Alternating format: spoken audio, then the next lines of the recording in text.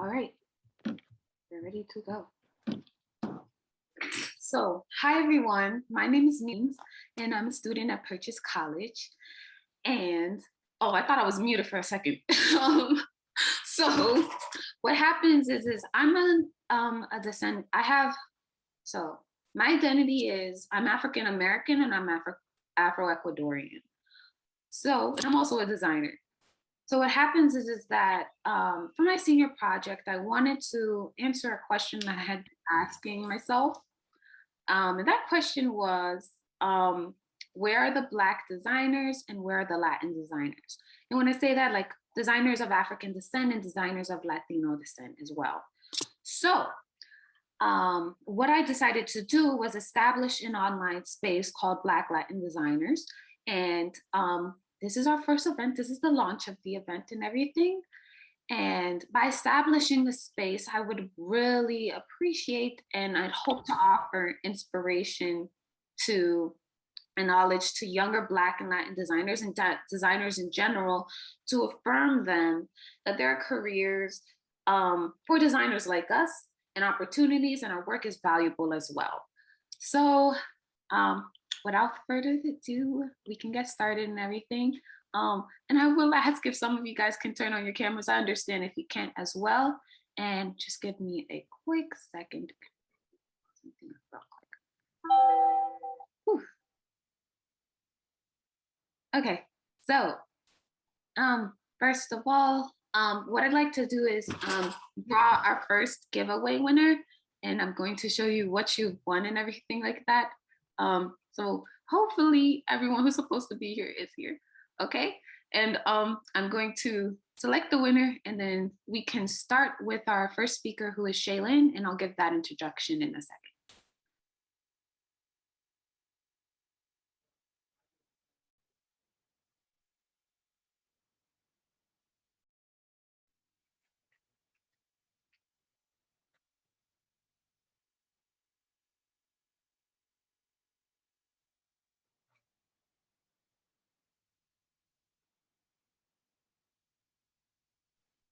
Okay, so I'm just going to generate that.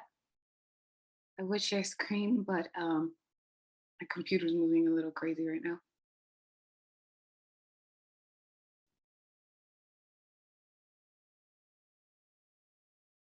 Our first winner is not here. And it was Dinoan. Is she here? Okay. We're gonna do that again. And then make sure that one of you guys is here. Alrighty.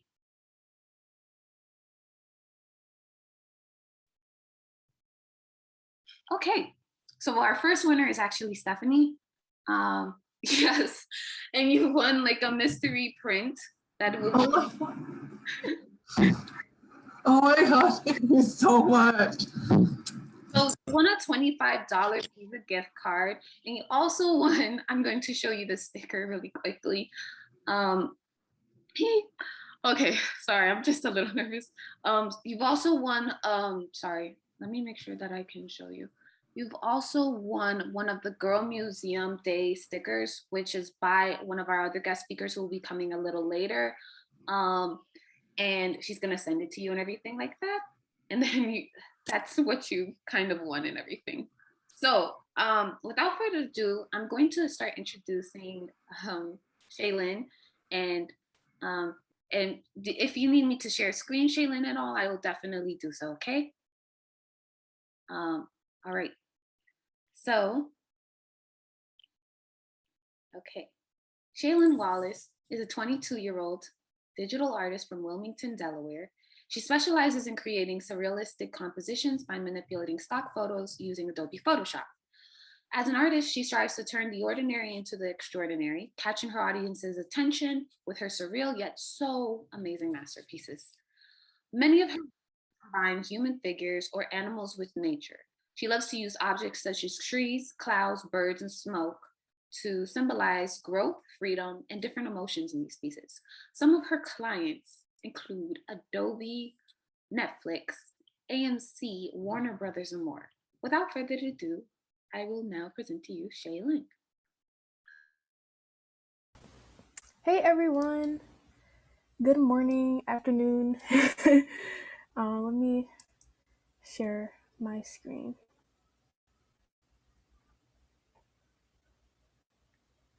Oh, could you share it for me? It says you disabled it.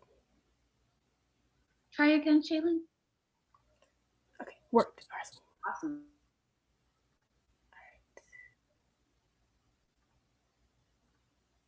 Can everybody see that?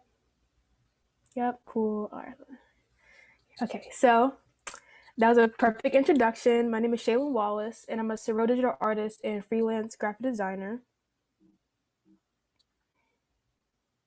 I'm from Wilmington, Delaware, and I started digital art in 2014 using different apps such as Pixar, Snapseed, Vixen, and like other different apps.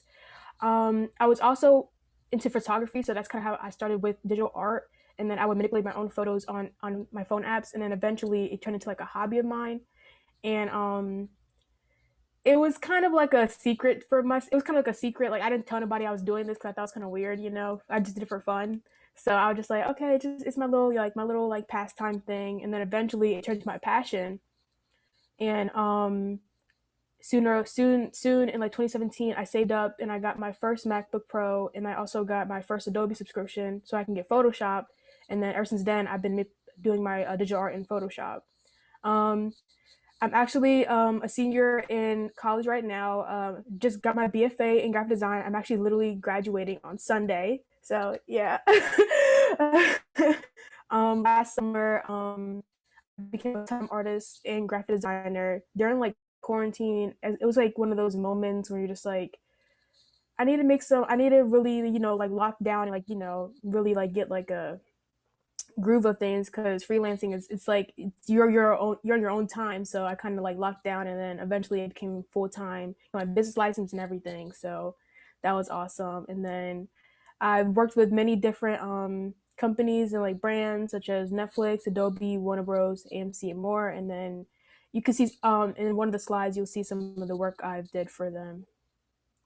So I'm going to share some of my favorite artworks that I've did. I'll try to like explain them in like the simplest way I can, because most of them are just like, you'll see. But um, I had to share my first favorite one first. Blossoming Within. It's actually part of my Floral Being series, which is a 6-part series I made last year.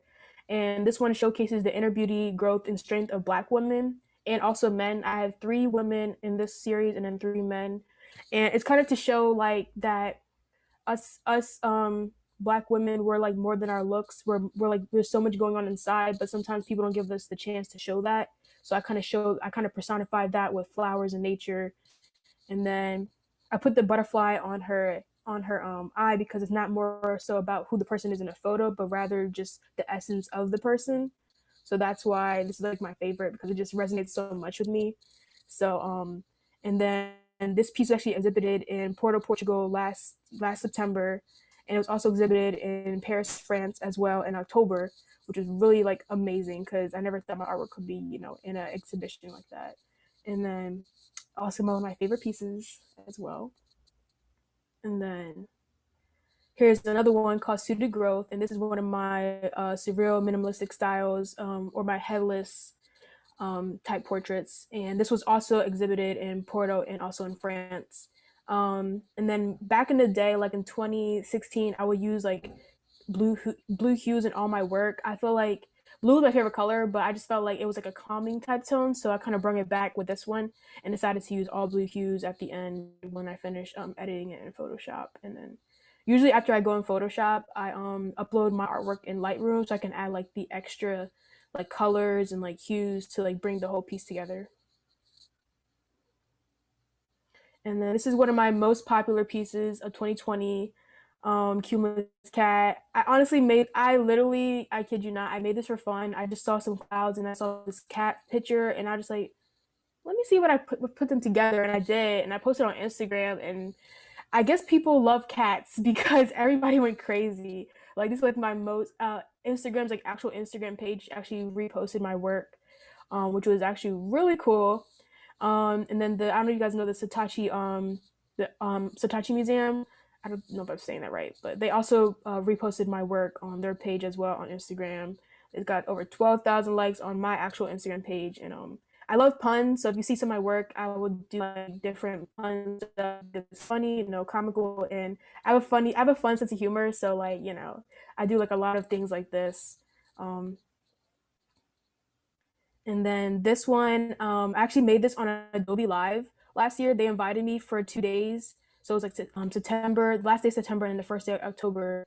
So I made this one, which is the exposure edit.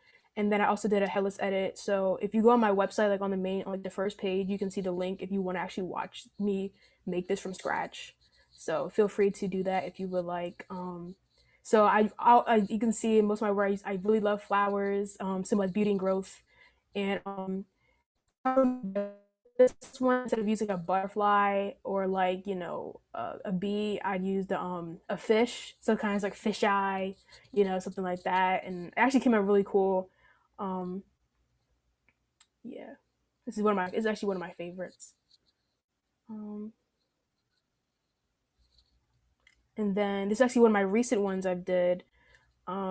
It's another one of my double exposure edits, and I love to combine humans with nature because it's like human nature, like literally like a literal thing. And to add like at first I did like a double exposure of like the forest onto the person, but to add like extra emphasis on like the person's kind of like a mountain, I added people walking on him or like climbing him, so you see a little like silhouettes. And then I also added some clouds behind him and like inside as well. And then if you can see the hues, I still love to like the greens and the yellows for that one.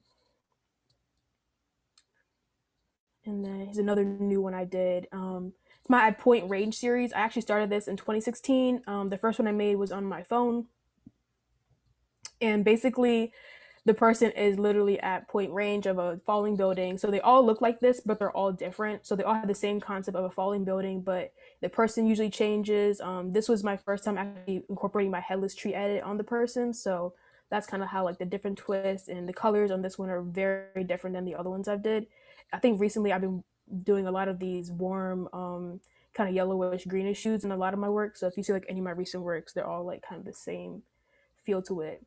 I do a lot of long term series. Like if I like one like concept I'll probably do it like a couple more times. So it's like yeah, let's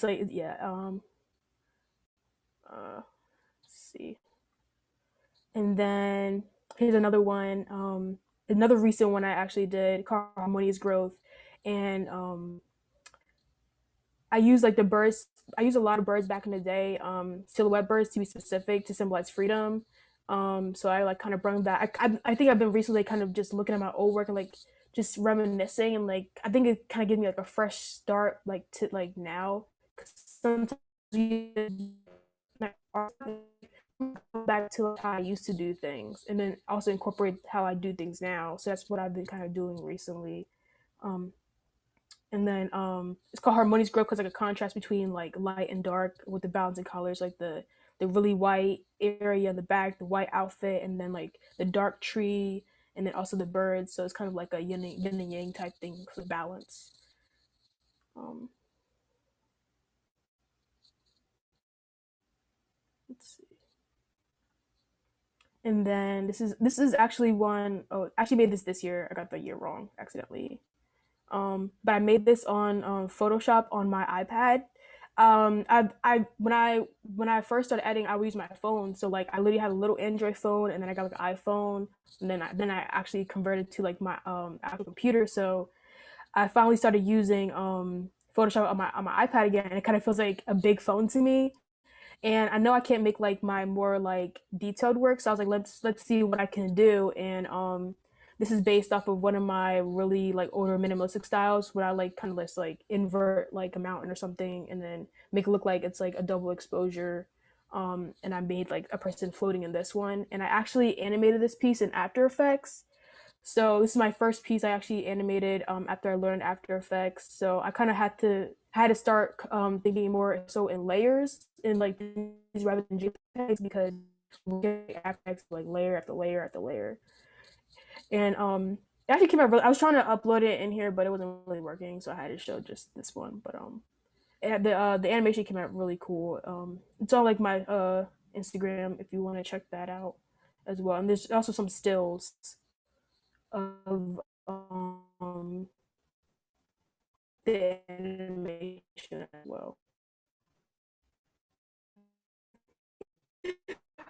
Like I do a lot of different styles.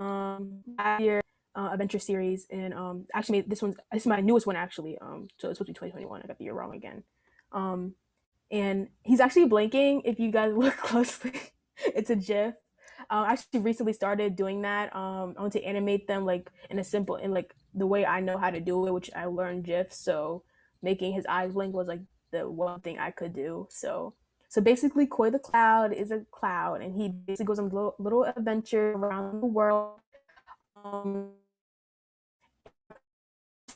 to a fun balloon. So like, oh my god, I have Koi the Cloud, like, number one, Koi the Cloud number two. This is actually Koi the Cloud number 9. So I made 8 last year. Um, Everyone loves it. I think it's adorable. It was random. I actually didn't even mean to make it. I just wanted to have a cloud sitting on a bench, but I didn't add the legs. So like, let me add the legs. So I made legs, and I was like, wait, this is just see what it looks like with eyes. And I put the eyes on it, and I was like, I'm gonna keep the eyes, and then eventually it became an actual little figure that I made. And then here is kind of like my graphic design journey, something. So I started freelancing in 2017. I took my first graphic design class my junior year of high school. That's where I learned Adobe Illustrator and Photoshop. I design mostly cover art, custom artwork, and book covers, but mainly cover art is like my like main thing, and custom artwork, of course. Some of my clients include Penguin Random House, Adobe, Netflix, Warner Bros, AMC, Business Magazine, and more.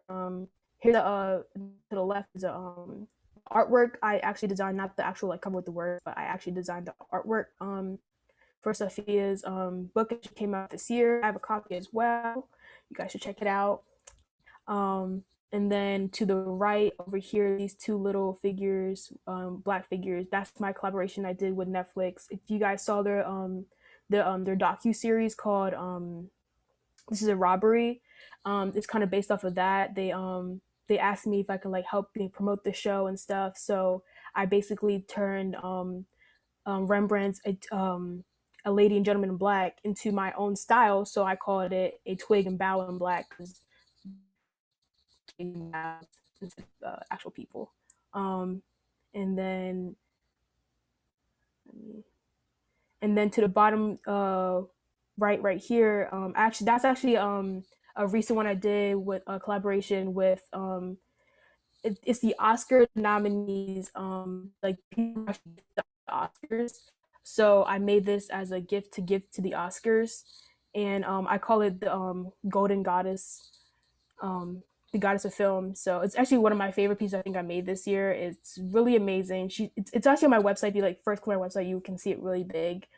And click the I think the link to see like more details about that. Um, that this idea actually it was really random. I didn't really have it. They didn't give me no specific thing to do, so it's like all me. And I was just like, the first concept I made was kind of like really weird and different, and I was like, I originally wanted to do a portrait of a black woman, but I was like, let me try something different. And then eventually, of course, I went back to my first idea, and then I just put some film some places, and then I was like, wait, let me just dabble, everywhere, and then voila. And then to the bottom left is like a page off of Trebizond magazine, one of their articles, and the artwork I actually created, which is like basically butterflies coming out of her head, and she's there in the field. So yeah, I graduated with a BFA in graphic design, Salisbury University. Yes, it's been an amazing 4 years. I'm ready to be over with it. Yeah, actually later today I have to deinstall my senior exhibition show, so I have to get that out the way, and then graduation. I've been as well, so I've been making graduation pictures as well. So it's just like things on top of everything, but and then here's like my contact and socials, my website, my Instagram, my Twitter, um, and then my email. Best way to reach me is probably my email. I check that probably more than anything else. Um, but yeah, that's me. That's my work. That's what I do. That's what I do. Thank you so much, Shaylin. So this concludes her presentation, and I'm gonna allow some questions. I'm also gonna ask a few questions myself. Mm-hmm. One, I would like for you, I would like for you guys to be able to see. Can you repeat that? It kind of went in and out. Okay. Sorry. So one, I would love for you guys to be able to see Shaylin's work as well. It is here on her Instagram as well as her. You have it there.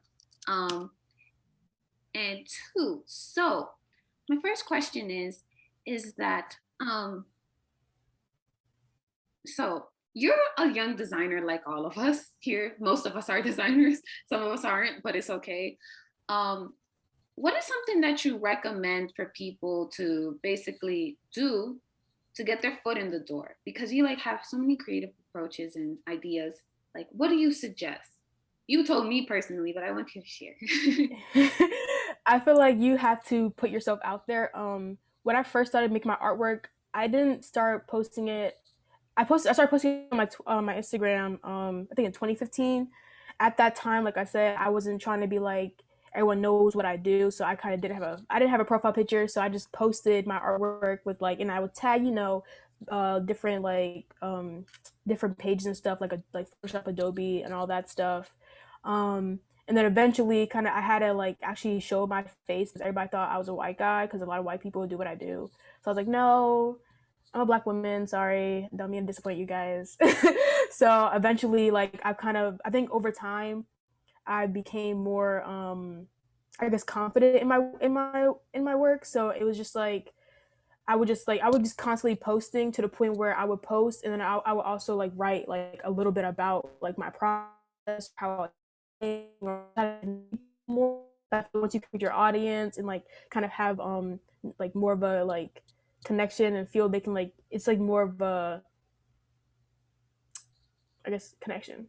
But yeah, that's kind of, I would definitely say just put yourself out there, share your work. Like you never like honestly, I could definitely say you never know who's watching because I kid you not, most of my clients they found me on from my Instagram, or they found my Instagram and then they went to my website and they were just like, wow. So people used to ask me, how do you get these opportunities? Most of my Adobe ones, I'm pretty sure they came from my Instagram because like I said, I've been tagging them on my Instagram since 2015. So I think last year was like when I had like multiple Adobe partnerships, like back to back to back to back to back. So I was like, eventually I'm like, I think I'm an Adobe partner, and I'm pretty sure I am. I probably am, not really sure, but I'm pretty sure I am. But definitely put yourself out there, share your work. If you don't have a website, and you're like afraid to like start one, there's places like Behance. You can go on Adobe, like if you have an Adobe subscription, you can go Behance. You have the portfolio on as well. You do that. You can get a free Wix website to try it out. There's so many things you can do, but definitely just try to find a way to like share your work. And if you want to tag somebody, tag them. Like it literally, it doesn't hurt to like tag Nike if you do like a Nike concept. That's what a lot of people do to get exposure for their work, because exposure does go a long way to get your work noticed.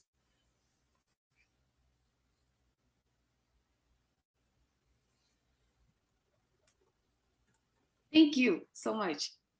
So additionally, so on top of being recognized, how have you personally built your professional network? Because I noticed that like one of the mediums like that I found you through personally was Twitter. So like, what do you do to continue to like keep building, getting to know people and everything? Definitely. I think it's all about support. Like it's like it's one thing to want to receive support, but you have to like show support as well. Like I personally just love art, so like Twitter, my Twitter recently has grown so much this year, which is crazy, like crazy. And before I would share my work, I literally would post my work and not no one would really see it, but it didn't really bother me. I was like, I'm gonna keep posting it, and eventually, like I just found more. I somehow one day I just randomly just, I don't know if I found artist Twitter or artist Twitter found me, but then I connected with so many different artists from like my age to like a little older, you know, even younger than me. And then eventually invited me to like group chats. Like they would just either message me personally, like, oh my god, I love your work, and then we just start talking. And we just support each other off the bat like that. And I think community is also like it's huge. Like it really goes a long way because you never know who's like one retweet can get you a client, get you more exposure. You just never know. But I would definitely say like I said in my the other question to like share your work. Talk to people. Like don't be afraid to like DM someone. If they don't respond, they don't respond. It happens to me sometimes. But if they do, like that's awesome. You just gotta connect. Thank you so much. I'd like to take one question from the audience right now, if anyone has one. No?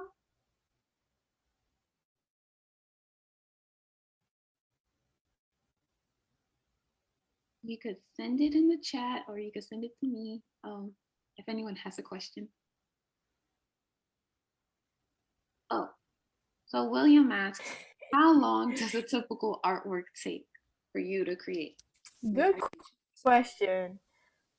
So I make my artwork in the moment. Like, how people like, oh, I'm about to sketch it out and da da da da. Like, I'm gonna write it out. I don't do that. I literally spend hours staring at stock photos, and then if idea pops in my mind, I'll either download the picture, I'll like it, and eventually I'll like go in Photoshop and I'll like, I'll start the process.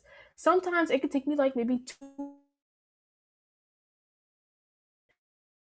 2 days. Sometimes it'll take me a month. I'll look at the piece like, oh, it's not right, and then I have to like leave it there, and then I'll go back, and then I'll finally finish it. Like recently, I think one of my recent pieces I actually posted like this week.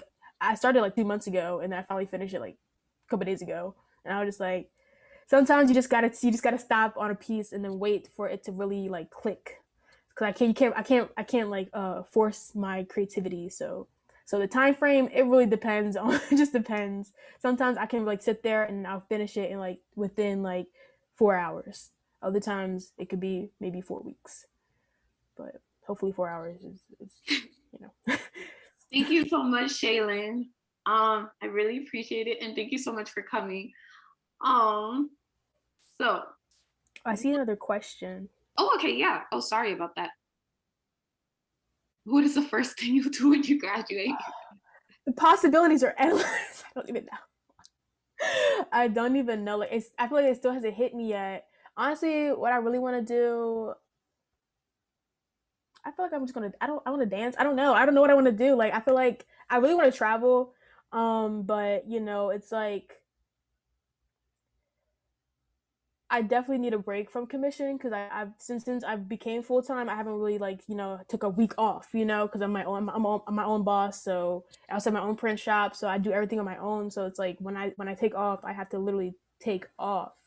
So that's kind of hard for me, and I'm also like a Capricorn, so I like to work hard. I was working, so it's like, ooh, but I think I really when I finish school, I want to take a week or two vacation for sure. Definitely a vacation. It's long overdue. You totally deserve it. And our last question is from Robin, and she's asking, can you talk about entering the NFT marketplace? After this, we're going. Okay. Yes. Yeah. So entering the NFT market. So one thing I would definitely say, if you don't have a Twitter, get on Twitter. That's kind of where the community for NFTs is starting at. Instagram is not really like, it's not really people, like, oh yeah, like you can't have like a conversation with somebody about it. But on Twitter, like that's kind of where I first found out about it. Last, I think August, September. If you don't really know the gist, I would definitely say if you could try, do your own research. But if you do know someone who's like really like, they can like explain it in the simplest way. I personally don't know if I can explain it in the simplest way because I'm terrible at explaining things. But I would definitely say hop on Twitter and just I'm not gonna say find the community, but like if you like search NFTs, you would definitely see so many artists. Like the people use the hashtag all the time, and they're just also many different pages that actually just talk about NFTs. Um, One in particular, I believe it's called I think it's the Black Art NFT space, and every Monday I believe on Clubhouse, get Clubhouse if you have I guess an iPhone. Um, on Clubhouse, they basically have an intro to NFTs. So if you follow me on Twitter, I can most likely I usually retweet it, and sometimes I'll hop on if I'm available to get into a Clubhouse meeting. So they basically literally tell you everything about NFTs from the basics to like you have questions about it, how you want to get on the platforms, et cetera, et cetera. So I definitely say follow them on Twitter. I don't remember their actual at. If I can find it, I will. But yeah, I would definitely say um, hop on Twitter. Thank you so much, Thank you. Shaylin. And if you want, you can send it to me and I'll make sure whoever needs that information gets it for sure. Okay. I'll definitely even Bet. share it on the Black Latin Designers platform as well. Um, Yeah. so thank you so much. We're going to now move on to our next speaker. Oh yeah, everyone give Shaylin an applause and congratulate her because she graduates in 4 days. All right. Yes. Thank you. Thank you. All right, awesome. So now we're going to move on to our next speaker, who is Mrs. Diane Lindquist. All right. She's the founder and co-owner of Lindquist and Co. She has a creative studio that conceptualizes and develops works for small to large Fortune 500 companies in cross-sector industries like NASA, Red Bull, Intel, Disney, Everytable, and Center of Nonprofit Management. She's passionate about social justice and community building as well. And Diane is a cancer survivor, obsessed with all things coffee, and the founder of Girl Museum Day. So without further ado, we have Ms. Diane Lindquist. All right. Hi, everyone. I do our screen shares. Okay, enable. Cool, great. Yeah, so good morning. My name is Diane Lindquist, and I don't think I prepared all last night for this. So this is like very like, excuse me, but it's gonna be like really maybe not consistent. I try to make it consistent because my designer mind wants to make it consistent. So here we go. Let's see, screen share. Oh, okay. I did put it, I mean, I didn't make it consistent, but I did put animation into my presentation. Okay, so I guess I should start with a little story about me. That's me there with my mom. As you can see, I'm wearing a patch, and as you can see, I don't have an eye. So I'll explain that more later in the journey of my story. But yeah, that's I'm gonna start with the basics. So, hola, buenos dias. For those Spanish speakers, I'm bilingual. I like to speak Spanglish a lot. My pronouns, she, her, ella, for those Spanish speakers out there. I identify as Mexican American, but I like the word Latinx. I feel that kind of really feels right for me. I am a daughter of immigrants. I'm first generation. And I'm a cancer survivor. I had something called retinoblastoma, which is cancer in the eyes, and that's what took my eyesight. In one eye, I could see fine in the other one, which is great because I need it for designing. My journey. Okay, so I am a little more seasoned, like seasoned in the fire for a little bit, and roasted maybe slow roasted a little bit now.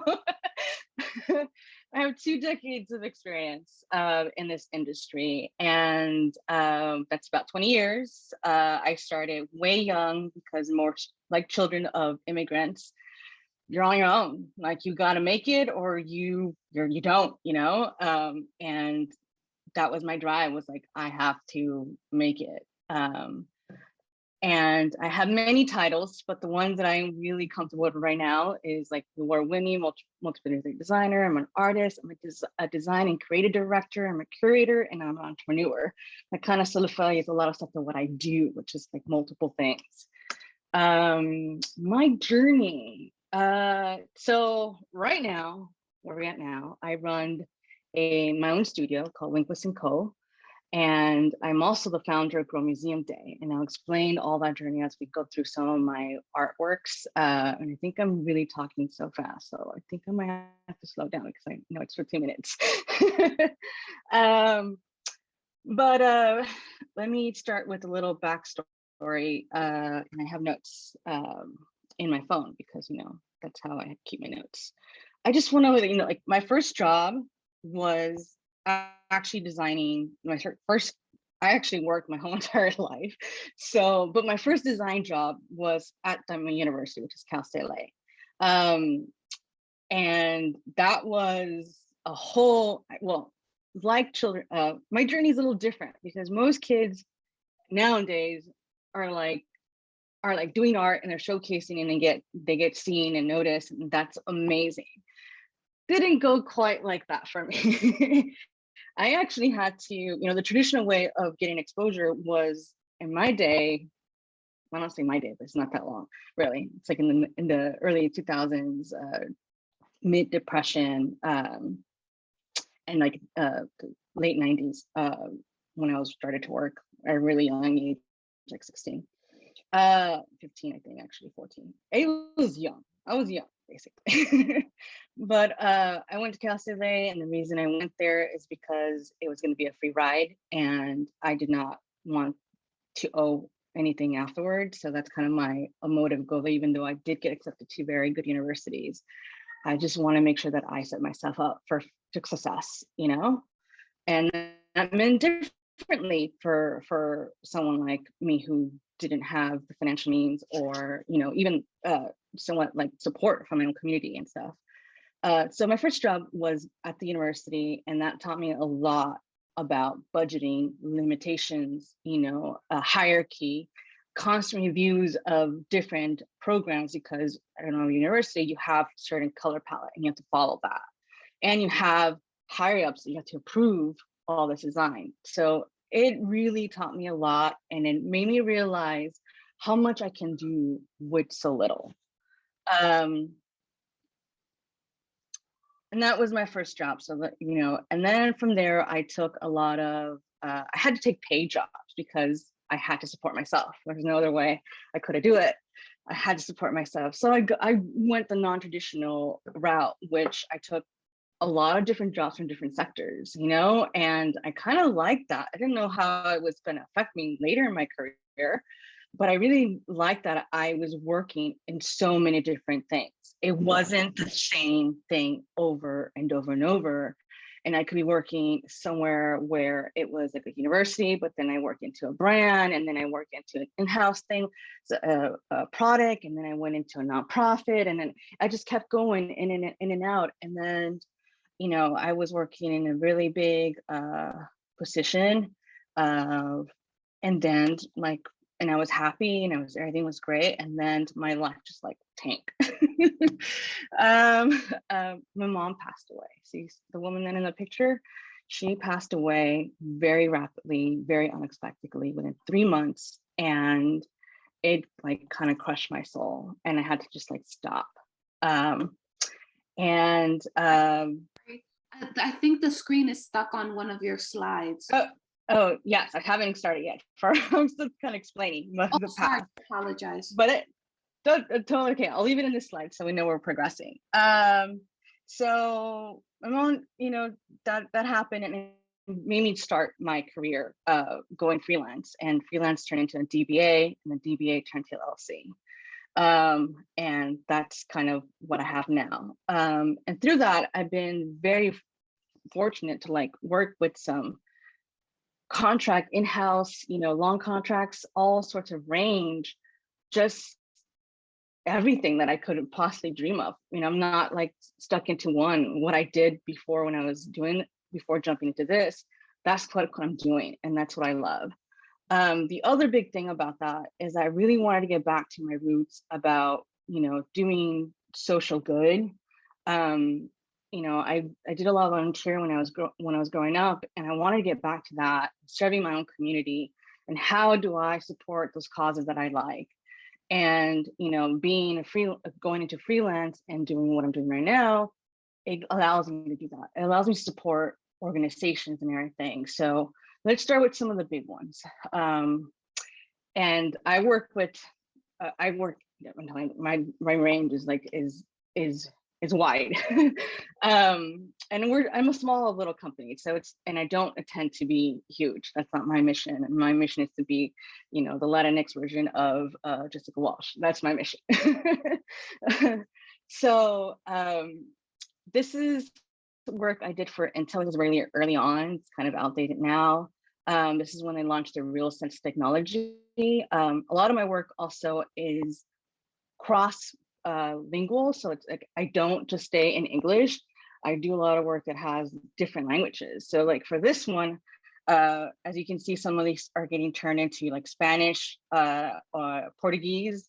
So I get into teams where multiple language be developed, because this frame doesn't just have to exist in English. We forget that there's so many different languages, and there's so many different users in the world that don't just see it in English, and it has to work for all these different users.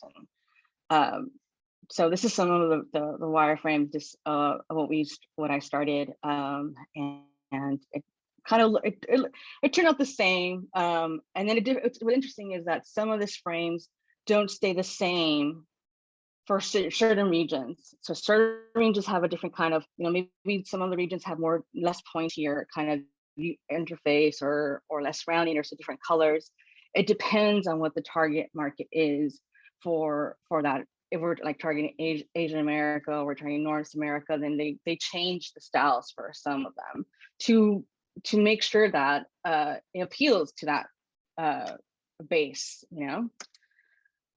Okay. All right, here is some of my earlier work. I think this was like done 3 years ago. I do traditional design too. So this is web. So it went from UI to web, UX UI over there. This is web. Both have user experience, and both, it's creative strategy and all that stuff that we are taught while we're going to school, which I didn't learn. I had to learn on my own afterwards. Built that kind of a foundation. But this is for a food allergy institute, and it's no longer, they've updated it, so it's not the same website anymore. But here are some UI design stuff that I have.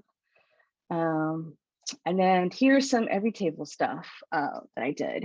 The time period I worked with Everytable, this is where like the alignment of doing social good and doing design, this is perfect kind of medium. It's like I'm doing things that are going to actually impact my community, and this is in LA, and I was born and raised in LA, so I was like, yes, let's do this, let's make it happen. And so you can see my range. This is just not UX UI. This is now like experiential, but like in a live space, designed for like interior basically. So you can environmental. So that's more stuff that I can do. But this is a storefront decal that we did, and you can see more stuff. If you search my stuff, you'll be able to see more. This is a brand identity. I wish I could show you the final thing, which I haven't mocked up. But I will soon, and I'll share probably to my dribble. This is a small business vegan, non-dairy business here in LA. And I did their brand identity, and some of this are the initial final labels for the product. So you saw experiential, now we're doing product design. And then this is One Hope Wine. They hired me to do some emails, marketing. which I always love because it's like little stories that you're telling, and that's fun. So this is the one on the, I don't know, right, left. I don't know my right and left. The one is for Valentine's Day, and that one is, I think it's like for the preferred customer membership. And you can see like, you can see some little icon work. That's all me. Everything's me. So, and this is something I like launched like literally probably 3 weeks ago. This is a small entrepreneur here in LA, and she has crystals, and I was like, yes, assess. I want to do this. Low crystals. And her branding was already created by another designer friend, colleague that I know of. And I was like, this is great because I could take her design and just put it into a commerce website, and it's going to look amazing. And it's just kind of the stuff. If you type in the name, you'll find it, and you can see it yourself live. It's actually a live website. And okay, so let's shift a little bit. After my mom passed away, I had to like rediscover what, like, not rediscover, I think it's always there, but I wanted to find my passions, you know? And the nice thing about being like a free agent is that you can create yourself whatever you want. I like that. I like to be able to create my own art if I want to. I like to be able to, you know, not have to think about how, if I do this thing, if this calibration, you know, I do have to tell the company, you know, like I am the company.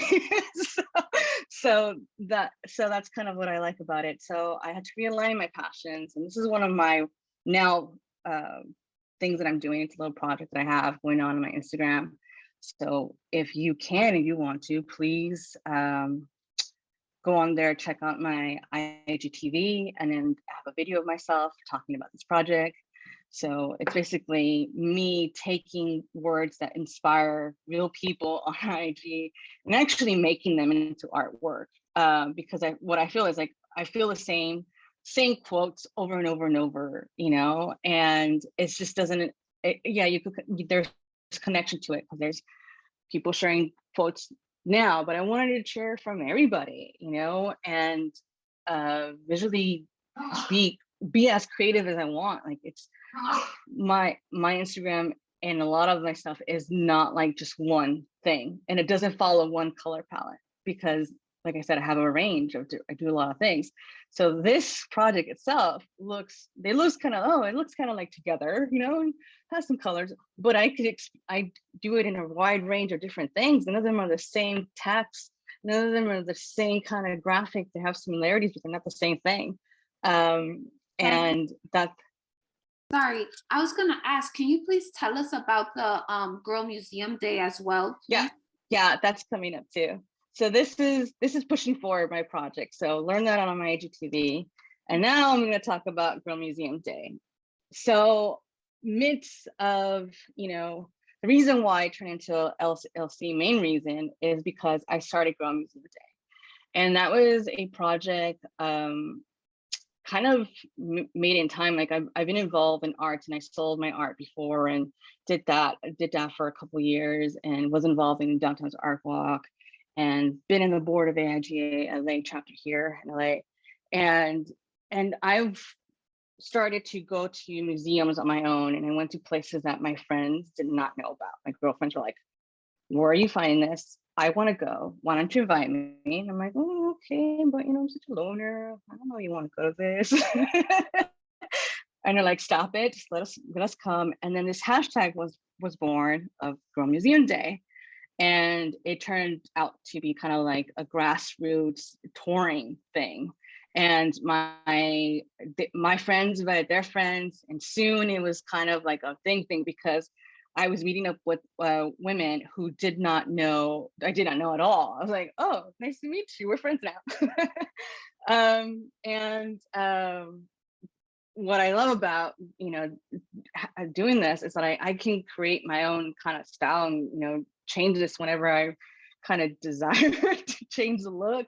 And it's a way of like self-expression. And this is how, the more you do side projects, the more I think also fuels your creativity and builds your skills up that you did not have or you want to have. And it's also like a great way to just like self-express. Like I actually built a community that I actually like. I hope that it was built for me, you know, and I take part of it. And it's I mean, it's kind of my home. And, you know, with COVID, it's been hard because we can't meet in person at museums. We can't go in groups, but I find finding ways to connect. And these kind of are different avenues. Like we started to do more interviews with women artists and curators and just women who are in the arts. And you know, like doing book recommendations that I like, and inviting artists to talk about their work, or curators to talk about what they do, because I don't really know what a curator does, though I'm now one, so I guess I do know. That's kind of it. So I'm interested a little bit more. You can go to growmuseum.com and check that out. growmuseum.org, either one, it goes to the same place. And it's grow with a U. And why? Because that's kind of my lingo, you know, and a lot of people of color lingo. We talk, and it cross non-binary, like, you know, gender. It doesn't, I can tell my best friend who's I can call anyone who feels comfortable. I feel comfortable. I can call them girl, and then they don't have to be non-binary. Identify as a boy or girl. I could just call them like that, because that's how we have that communication. So I like that ability. That's why I changed it to you and not an I. And I also wanted to cross kind of a lot of age in networking. You know, we have women. Ask if we can continue this afterwards, because I'd like to. Sorry, I'm gonna ask if we can follow up with this in the question and panel, if that's okay. And yeah, that's totally fine. Just my information there. Dribble for me work, Pinterest for what inspires me, Instagram for what's happening in my life, where I'm going, and TikTok for fun videos, and just URLs. All right, ready for questions. All right. So the questions will begin at around 1:10, because we're gonna have our next speaker afterwards, if that's okay. Yeah. All right, awesome. And so what I'm going to do is introduce the next speaker, and then we'll get into it, and then I will announce the next two winners as well for our giveaway as well. All right, thank you so much, Diane. Please, everyone, let's give a round of applause for Diane and her amazing work. Did I freeze? Hello? Hello? We can hear you. Yeah. We can hear you. Okay, I froze. I'm so sorry. Alrighty. So now, can you guys still hear me? So now I'd like to introduce, I'd like to introduce Kathy Huertas.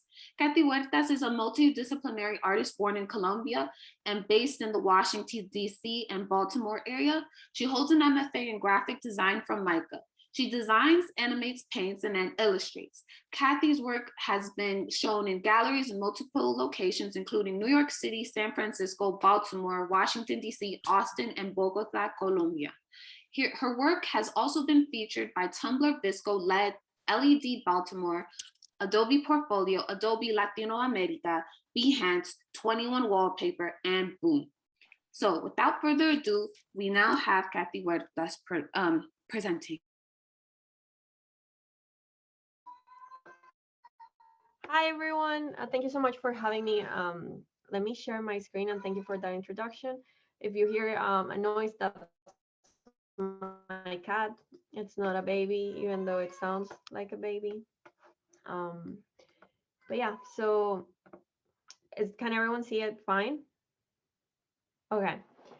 So yeah, first of all, thank you so much for having me. I think it's great that you're doing this. I mean, it's a lot of representation that's still needed. So I was born in Colombia, and I was there until I was 18, turning 19. And I always knew I wanted to be an artist. I was always painting and drawing. And today I'm going to show you a little bit of my earlier work, stuff that you cannot find on my website or my Instagram, just because I think it's very important to see how people started. And by seeing that, you usually can get encouraged, because I feel like what you see online usually looks so great that you might think like, oh, I'm not there yet, so I'm like not gonna keep doing it because my stuff doesn't look as good. So I'm just gonna show you some of my earlier work. Um, so I do like to call myself a multidisciplinary artist, even though I have a bachelor's in arts and, and an MFA in graphic design. There are many things that I like to do. I like to paint, I like to illustrate, to knit, so multiple things. So this is gonna be a little bit of everything, but I'm gonna be focusing mostly on my illustration. So I started my undergrad in Colombia in a university, and it was not an art school. It was more like a big university that had an art career. And over that time, I was just like drawing without thinking much about illustration or the distinguishing fine arts and illustration. I was just basically doing what I wanted. A lot of drawings of women. Now that I look back at it, when I started my undergrad, I was 16, because high school is a little bit shorter in Colombia, so I was a little bit younger.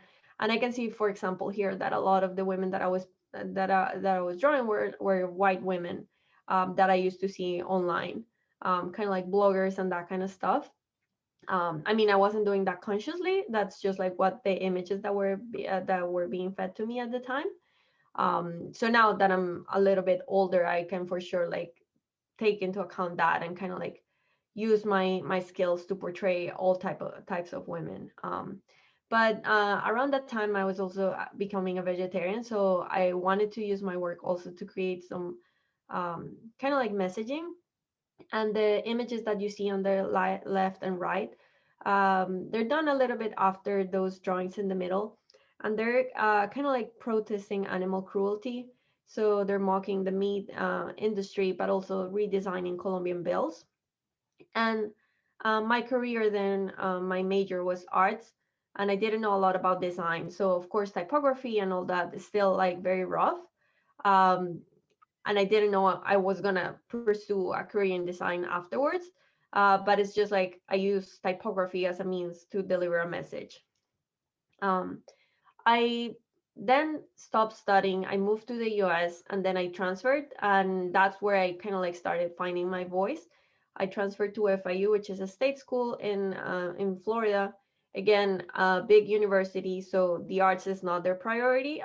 So I think they're really good at like business and law and things like that. So usually like our studios were kind of like in the parking lot, not really well taken care of and that kind of stuff. But that's when I started exploring with ceramics and digital drawing.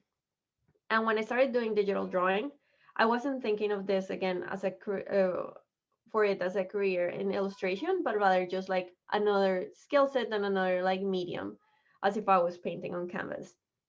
And at the same time, I also started painting on canvas. And this still, I think, one of my favorite projects. It is a series of self-portraits. Being an immigrant and kind of like not knowing exactly where you fit, I wanted to talk about that idea of identity and like the multiple selves, and how other people see you versus how you see yourself. So this is still part of the same series. And here's another example of a painting that's again part of that series, using lettering and typography. And I know a lot of you are design majors, so you're probably gonna be like, oh yeah, a little rough, but at the time that's kind of like what I was doing. um, and something that I used to do a lot at the time was post all my work online, even if it wasn't good. I was just like throwing everything out there on Tumblr. I didn't have a dedicated website, but by doing that, by putting my digital drawings and my paintings, um, without expecting anything from it, I got my first commission for editorial illustration. So I would highly advise you to put your work out there, even if you think it's not ready, or even if it's like not perfect, because a lot of the flaws that you see in your work, you're probably the only one who can see those. So in 2015, kind of like at the end of 2015, I got an email from the art director of Lenny Letter, and around that time I was like a huge fan of Lena Dunham and like girls and all that movement that was happening. And these essays were beautiful. They were mostly written by women about feminist issues and like immigration and race and a lot of like stuff that I care about. So I started illustrating for them kind of like on a frequent basis, and that led to more clients. So I started also getting commissions, and this was done for Red Bull Music Academy, a story about a singer. You can read more about it in my site. I'm not going to bore you with the story, but it's really interesting. And I started getting illustration commissions here and there, but it was not super consistent. So I was like, I mean, I don't think it's possible to make a living out of illustration since it's not like on a frequent basis. Turns out because I didn't have like a network of illustrators and I wasn't like studying illustration, I didn't know exactly how you're supposed to handle that. I mean, now I know that you're kind of like supposed to email our directors and put more work out there and that kind of stuff, but I didn't know anything of that, like that. But I then went to grad school for design in MICA, and design is something that I really like to do just to communicate. I went into school thinking that even though it was a design major, like a design MFA, I wanted to keep like exploring illustration and that I was going to use those skills that I was learning, like typography, layout, composition, to kind of like make my work look better, but not necessarily just to focus on design because I still want to paint and I still want to do ceramics. So I'm going to show you some of the freelance illustration and in-house illustration work that I do. I'm going to start first with freelance. So these are some of the clients that I work with. Um, so a lot of the work, the personal work that I put on my site, it's kind of like identity based and like some type of like visual activism. So that's usually some of the work that I get. So again, that's another tip for you. If you're starting out, you're gonna put the work in your site that you want to get. So if you're really not interested in doing work for tech companies, then don't do like a mock-up branding for a tech company. Like you just try to like put what you want to get. So this is something I did for Texas Monthly, which is a magazine in Texas. It was talking about voter suppression and how elections would look if everyone came. So I, my cat again, sorry about that. But what I wanted to do was to show a bunch of people coming together and seeing what like the power of the people could do, especially in a red state like Texas, which is shifting a little now. This is something I did for the Washington Post, talking about diversity declarations. So they interview a bunch of Black writers for like TV shows, and how like at the beginning some of them felt like they were just being hired kind of like to fill the quota, to like, okay, we have like a Black person or like a person of color here, but in reality um, they were not doing it with like the truest intentions. But of course these people are really successful writers for really successful shows, so it was just like a really nice thing to do. And they used the illustrations to pair them with quotes inside the newspaper. And I really love seeing my work in print. I think that's one of the magic, that's part of the magic of illustration, that you get to see it mass printed. And even though like, of course, newsprint quality is not the greatest, and like when you have it on your hand, it looks like kind of like messy or smudges, it's still like very magical to get your work out there that way. This is one I did for the New York Times. I'm just gonna go a little bit quicker, but I do have all of these on my side with kind of like a bit more of an explanation. And this is one I did for the New Yorker about Selena when the series was launching. It hadn't launched yet, but something that I really like about editorial illustration is that you often get similar briefs, or you have to work about around similar topics. So for example, right now everything is about COVID and everything is about the vaccine, so you have to for example, I have to do like many illustrations around the same topic and try to find different angles. So this is something I did about Selena for the New Yorker, and then this is something I did again about Selena for Texas Monthly. This was for a special edition for when this year, for when she would have turned 50 years old, and kind of like showing different facets of her life. And so the reason why I agreed to be here is because I also like to be very open about my work and show the process, show kind of like the rough start. So these are some of the sketches and the process of how I made it.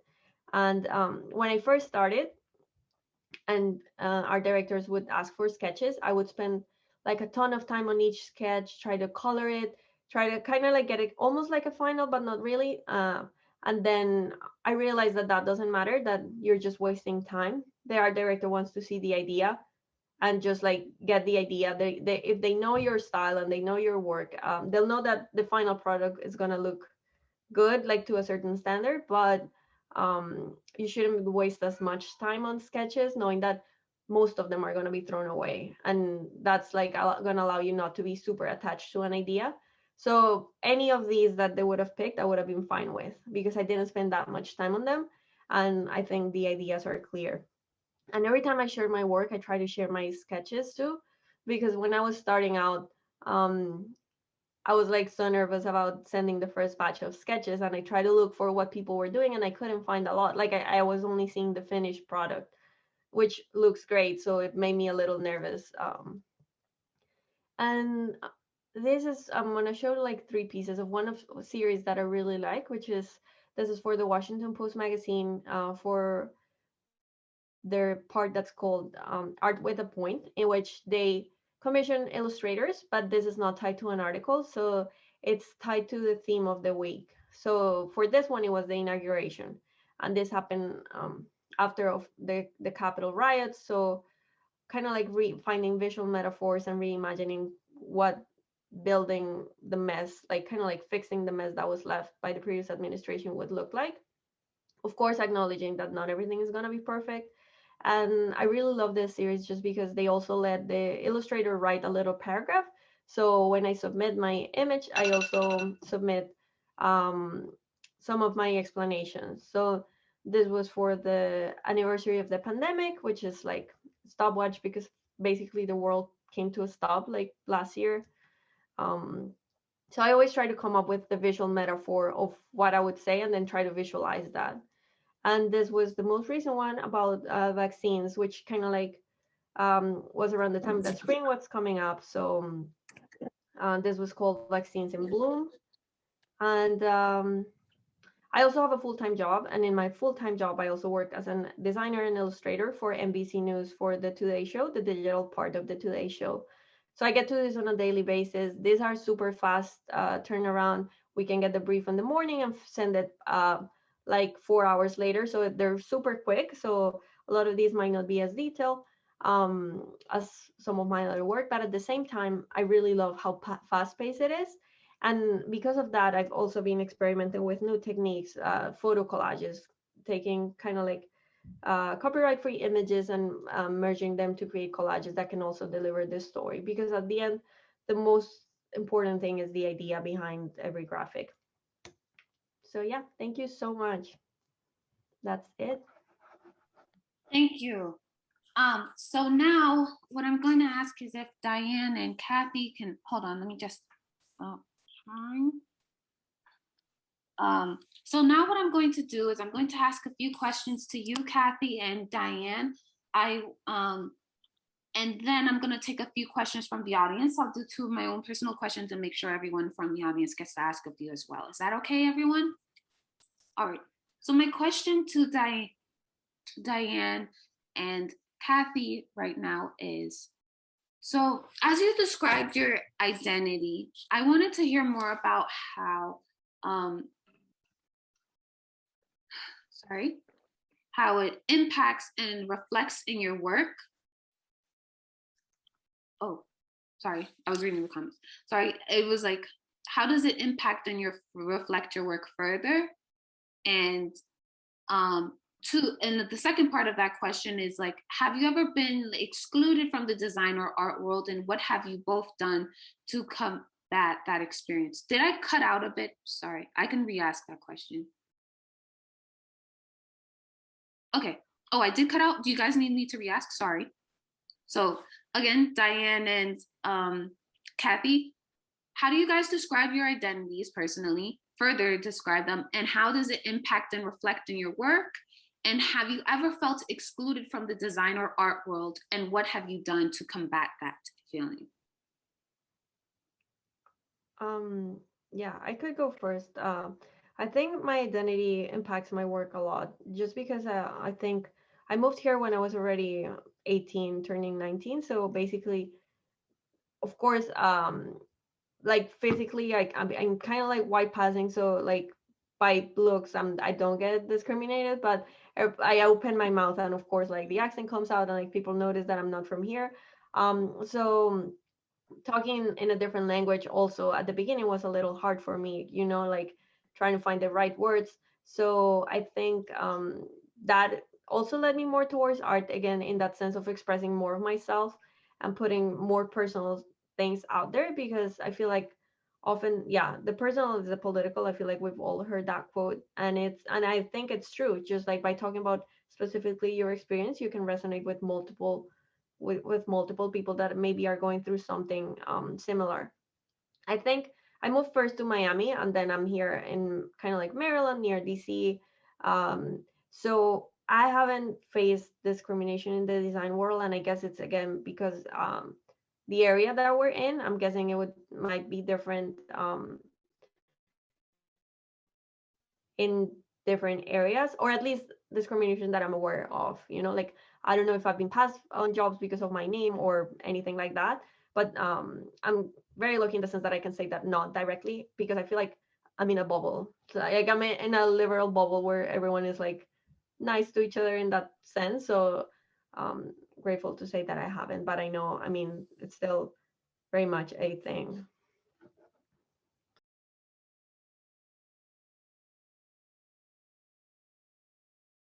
Oh, I was muted, sorry.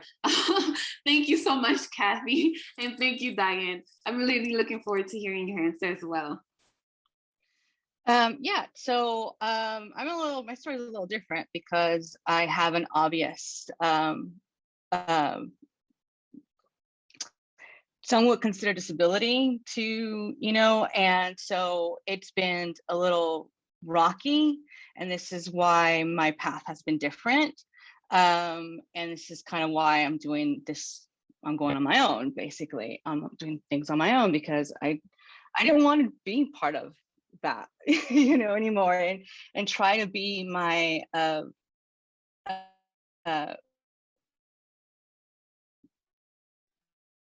not, and I want to own up who I am, which is several things. I do have a prosthetic eye, so sometimes when I went to jobs, that's what I used. And it still doesn't look the same, and I'm actually thankful it doesn't look the same, because it's who I am. I'm a person who doesn't have an eye, but I need vision, and with my one limited vision, I do so much, and it fuels me, and it drives me, and it's my passion. So I have felt being passed, never actually like full on, but like being passed, not getting the jobs that I would have gotten if, I didn't have a trifecta of things, like being brown, being a woman, and looking different. So so it's been a journey, but I love what I'm doing now, and I think where I'm at is the right place to be. And what if I could, if my story inspires others, then that's great. And I do tie a lot to my identity because it is part of who I am, and a lot of the things I do or my inspiration comes from my identity. The usage of bold colors comes from my identity. The usage of gigantic, standout typography comes from my identity, but also, because I'm here in America, and, I'm a daughter of immigrants, I've also learned how to take influence from other things that I've learned from school or just other creatives around me, like minimal design, and that incorporate to my work. So like that leads into another question that was asked, which was by Daisy, like which artists have impacted your work, and like what surrounds you that inspires you as well? Oh, I thought I was muted. Sorry. Who are you asking that question to, me or Kathy? Follow up with your answer to the other thing, and then we. So I like the traditional legends, kind of like Stefan Steigmeiser. Earlier more recent legend like Jessica Hitch, Jessica Walsh, but also drive a lot from various things like Frida Kahlo, like, from Yayoi Kusama, from, other people that are not known, like Pablo Stanley, who is colorblind and is in design. And I'm like, yeah, those are my inspirations. Thank you so much, Diane. All right, I'm just reading through these questions again. You're running, okay. Okay, so, all right. Whew. Okay, sorry. So, one artist asked Kathy if you use Procreate to create your works, like what are your favorite mediums as well and everything like that? Yeah, I now use a lot of mostly Procreate and Photoshop just to finish it up. At the beginning, I was using just Photoshop with the tablet and also analog mediums. I feel like Procreate is great just because of how easy it is, but you can definitely do that in any other medium, even free software. I also teach after school design to students, and I try to get them into free software. So there's other like painting tools like Krita that are free, and that like software is not that important. It is great if it's helping you, but you don't have to rely on it like 100%. Okay, thank you so much. And then just a concluding question, like two concluding questions. Why did you guys say yes to my invitation to be a part of the Black Latin Designers event?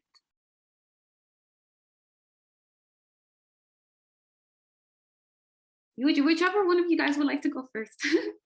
Okay, I'll go first. I said yes because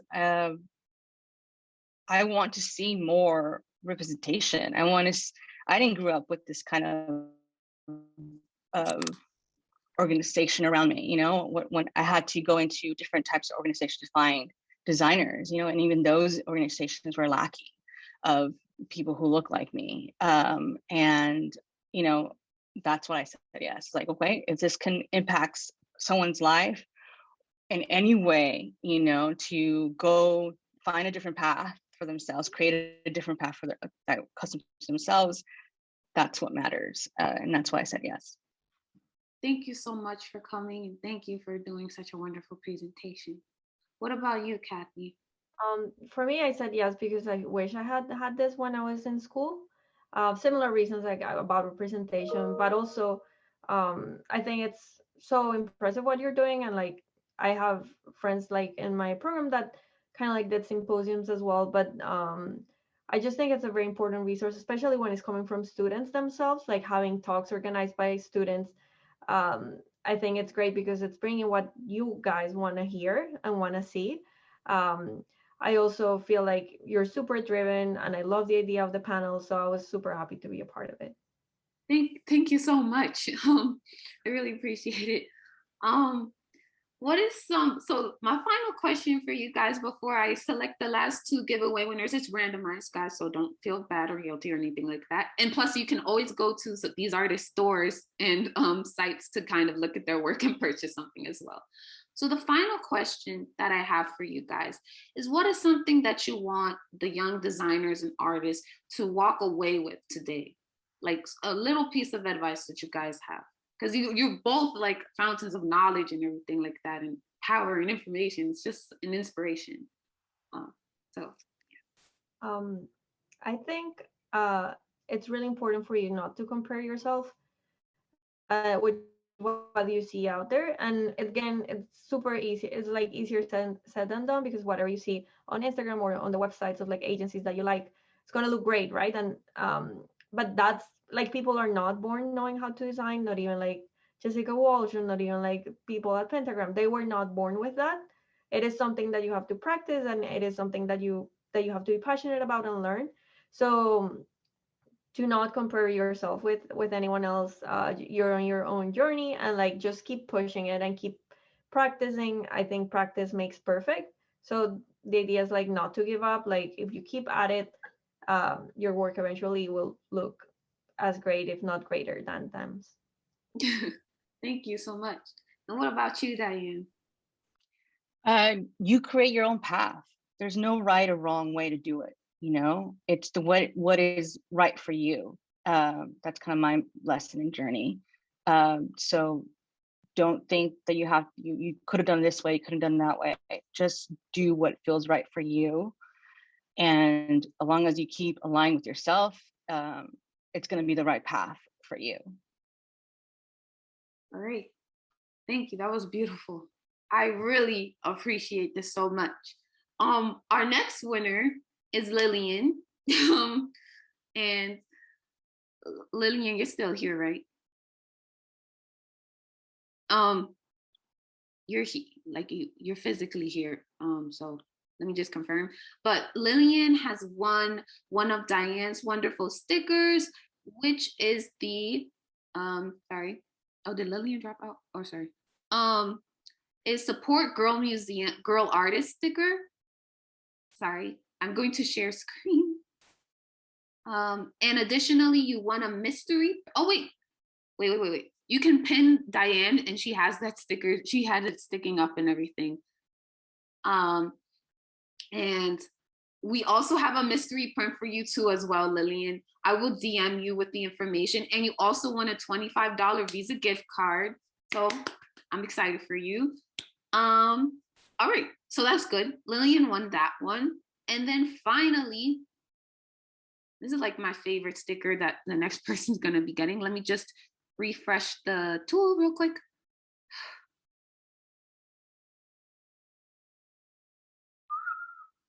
Okay, the last winner is, okay. The last winner is Alex here? Oh, sorry, someone asked, can we buy Girl Museum stickers on Diane's website? Yes, you can. Diane, I'm going to have Diane's website on our page, and I'll make sure that you guys can take a look at it as well. I'm going to generate the winner again because Alex is not here. Sorry.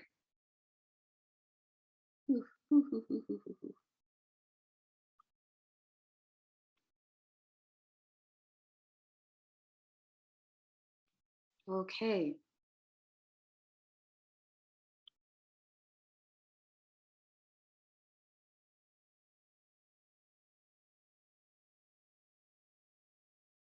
And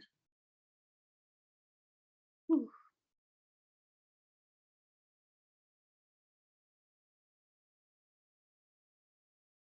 Sorry guys, it's taking a second to load. Taj, are you here? Yes, I am. Okay, so you actually won the last sticker, and it's the last sticker is Till Death I'll Do art sticker, and that's also by Diane. And you also won a mystery print from Shaylin.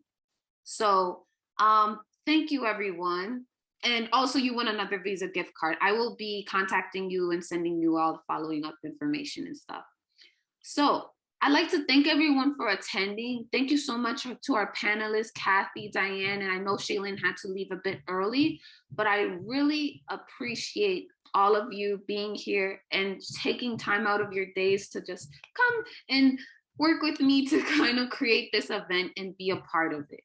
I appreciate all of you, and thank you so much, okay?